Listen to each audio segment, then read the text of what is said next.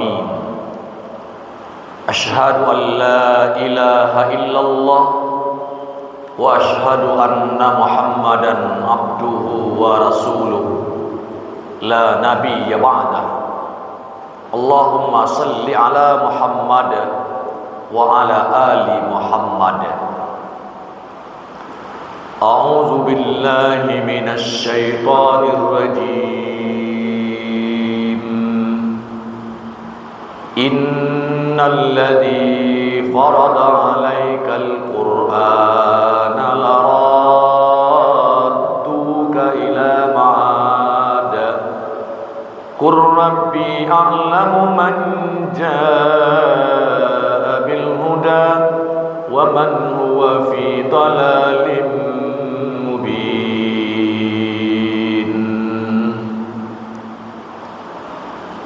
Sesungguhnya Allah yang mewajibkan engkau Muhammad untuk melaksanakan hukum-hukum Al-Quran, benar-benar akan mengembalikanmu ke tempat kembali. Katakanlah Muhammad, Tuhanku mengetahui orang yang membawa petunjuk dan orang yang berada dalam kesesatan yang nyata. Hadirin jamaah asar rahimakumullah, pada hari ini tanggal 10 November 2023 adalah hari pahlawan kemerdekaan Indonesia. Salah seorang dari pahlawan nasional kemerdekaan itu adalah Kiai Haji Ahmad Dahlan, pendiri Muhammadiyah. Apa pokok pikiran beliau yang menjadi inspirasi bagi bangsa dan negara Indonesia ini? Perlu kita ketahui. Yang pertama, Kiai Haji Ahmad Dahlan melandaskan pikirnya kepada ayat yang kita baca tadi, surat Al-Qasas ayat 85. Sesungguhnya melaksanakan hukum-hukum Quran itu adalah perintah Allah Subhanahu wa taala. Maka bagi Kiai Haji Ahmad Dahlan, melaksanakan hukum Quran itu adalah harga mati. Maka Ahmad Dahlan punya pokok-pokok pikiran dalam mempersiapkan kemerdekaan bangsa Indonesia adalah yang pertama, bangsa yang merdeka adalah bangsa yang tidak membiarkan dirinya dikuasai oleh bangsa lain. Itu fikir pertama Kiai Haji Ahmad Dahlan. Kalau masih dikuasai oleh bangsa lain, itu tidak akan bisa merdeka. Yang kedua, kata Kiai Haji Ahmad Dahlan, Islam itu merupakan pondasi untuk meraih kemerdekaan. Jadi pondasi untuk meraih kemerdekaan itu adalah Islam. Kalau yang lain, menurut Kiai Haji Ahmad Dahlan itu tidak akan dapat. Tapi dengan dasar-dasar keislamanlah akan bisa diraih kemerdekaan. Karena Islam itu tidak mendukung perbudakan, tidak pula mendukung penjajahan. Tapi Islam itu sifatnya memerdekakan dan membebaskan dari perbudakan. Maka yang ketiga, kata Haji Ahmad Dahlan, hendaklah kita berjihad. Seruannya kepada tokoh-tokoh pada saat itu, berjihad memperbaiki agama, memperbaiki keislaman masyarakat Indonesia agar dia punya pondasi untuk meraih kemerdekaan dengan pokok pikiran harus bebas dari penjajahan. Dari pokok-pokok pikiran ini, apa langkah pertama yang Kiai Ahmad Dahlan lakukan? Disitulah Kiai Ahmad Dahlan berpikir mendirikan Muhammadiyah. Kenapa kita mendirikan Muhammadiyah? Alasan utama adalah ingin meraih kemerdekaan. Tetapi apakah semudah itu dia meraih kemerdekaan? Mendirikan Muhammadiyah? Tidak. Kiai Haji Ahmad Dahlan berdiskusi dengan keluarga-keluarganya, kakak, adik, sanak famili, memaparkan kepada keluarganya ayat-ayat Al-Quran yang dia dapat sebagai seorang pelajar Islam pada saat itu. Apa yang dipaparkannya? Surat Al-Imran 104, Surat Ali-Imran ayat 110, Surah Al-Qasas 85 ini. Harus ada kekuatan umat, sebagian umat dari bangsa ini yang melakukan dakwah, membangun kebaikan secara komunal. Kalau hanya personal, surang-surang, kata Kiai Dahlan, itu tidak akan bisa. Tapi mesti dibangun kekuatan umat.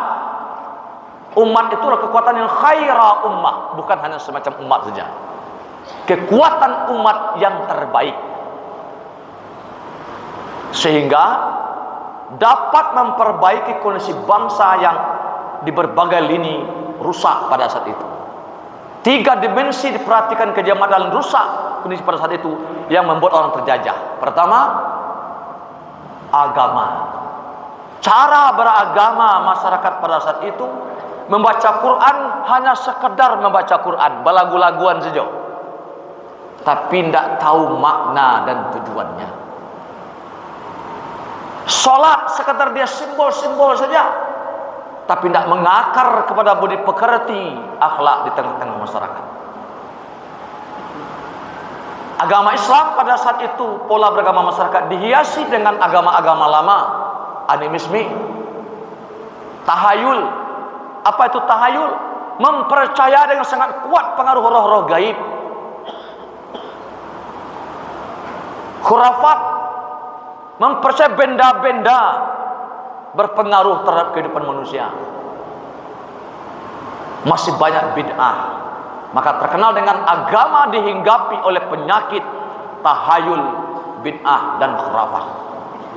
Menurut Kiai Ahmad Dahlan, ini harus dimurnikan, harus kembali kepada hukum-hukum Al-Quran.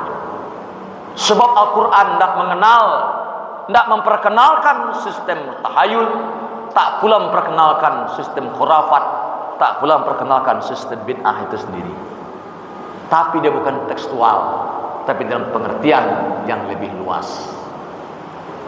Kedua, kondisi masyarakat Indonesia pada saat itu ialah lemah dalam bidang ekonomi. Lemah dalam bidang ekonomi. Karena itu ekonomi perlu diperbaiki. Dan yang ketiga, lemah dalam bidang pendidikan. Karena itu, Kiai Dahlan menyerukan harus mendirikan sekolah sebagai tempat belajar bagi masyarakat Indonesia, sarana pendidikan agar masyarakat Indonesia memiliki kecerdasan intelektual, kecerdasan spiritual, kecerdasan emosional yang diisi dengan nilai-nilai Quran itu sendiri. Hatinya diisi oleh Quran, otaknya diisi oleh Al-Quran, fikirannya diisi oleh Al-Quran, perasaannya, semangatnya diisi oleh Al-Quran. Jadi ketika dia tampil ingin mengambil, meraih kemerdekaan itu sendiri, dia tidak dengan semangat, sebuah semangat yang membabi buta, tapi semangat yang diatur, yang dikontrol oleh prinsip-prinsip Al-Quran. Maka pertama kali Kiai Dahlan mendirikan madrasah yang isinya adalah tak mungkin siswa madrasah akan bisa meraih kemerdekaan bangsa, melawan bangsa penjajah Belanda dan VOC itu kalau mereka tidak bisa berbahasa asing. Kiai Ahmad Dahlan lah yang pertama kali memasukkan ke madrasah itu bahasa asing, yaitu bahasa Belanda. Nah, tambah kemudian dilihatnya oleh Kiai Dahlan kondisi yang ada pada saat itu. 3 misi dibawa oleh Belanda. Misi menguasai ekonomi, misi menguasai agama, dan misi menguasai kedaulatan bangsa secara politik. Karena menurut Belanda, kalau tidak dikuasai kedaulatan, rempah-rempah tak dapat. Kalau rempah-rempah tak dapat, kekuasaan tak dapat, Kristen tidak bisa dikembangkan. Maka terkenal dengan tiga yang disampaikan misi Belanda itu pada VOC itu, gold, glory, dan gospel. Melawan ini semua, kata Kiai Ahmad Dahlan, agar Indonesia itu merdeka, bangun kekuatan agama, bangun kekuatan ekonomi, bangun kekuatan pendidikan, sehingga munculkan ketiga-tiga itu, bangun persatuan dan kesatuan di tubuh umat Islam. Tinggalkan perpecahan, bangun kecerdasan emosional, bangun kecerdasan spiritual, dan bangun kecerdasan emosional manusia di tengah-tengah kehidupan itu. Maka gerakan inilah yang kemudian menginspirasi bagi Kiai Ahmad Dahlan, yang akhirnya dia resmi mendirikan Muhammadiyah pada tanggal 18 November 1912 Masehi di Yogyakarta, yang disebut kemudian dengan khaira ummah, segolongan umat yang menyuruh kepada kebaikan, mencegah dari kemungkaran. Dalam melakukan dakwah Islam itu, kajian Allah mengatakan kepada Muhammadiyah dan kepada segenap orang dua pesan penting. Yang pertama ialah mengatasi kemungkaran, merebut kemerdekaan tidak boleh melalui peperangan yang akan merusak, merenggut begitu banyak nyawa. Tapi hendaklah dengan cara mengatasi kemungkaran dengan tidak menimbulkan kemungkaran yang lebih parah. Dengan contoh dikatakan Kiai Ahmad Dahlan, kalau ingin mengatasi perkelahian, jangan membunuh jiwa yang baru. Ingin mengatasi perjudian, ingin mengatasi perzinahan, jangan menimbulkan kemungkaran yang baru. Ingin mengatasi negara koruptor yang banyak, jangan timbulkan koruptor yang baru. Karena itu Islam merupakan fondasi untuk membangun bangsa dan negara. Itulah pokok pikiran Kiai Haji Ahmad Dahlan, sang pendiri Muhammadiyah. Semoga dapat kita camkan, menginspirasi. Wabillahi taufiq wal hidayah. Wassalamualaikum warahmatullahi wabarakatuh.